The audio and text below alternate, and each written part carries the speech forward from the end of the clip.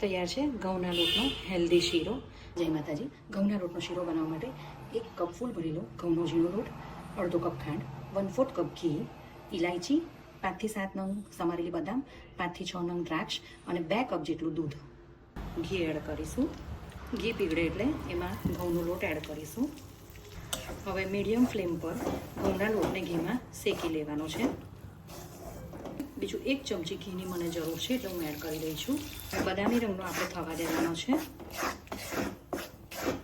સરસ બદામી રંગનો થઈ ગયો છે. આ પ્રોસેસ હું ગેસ બંધ કરીને કરી રહી છું. દૂધ એડ કરવાની એટલે દૂધ ધીરે ધીરે એડ કરવાનું, કારણ કે દાજવાની આમાં ડર રહેતો હોય છે એટલે.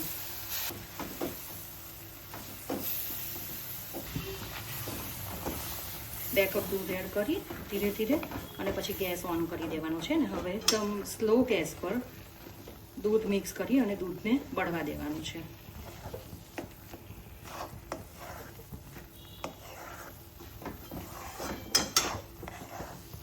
દ્રાક્ષ લીધીથી ખાંડ એડ કરી દઈશું. ખાંડને બરાબર મિક્સ કરી દઈશું.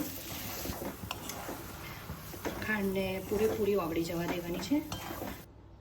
ઇલાયચી પાવડર, તમને મારેલી બદામ,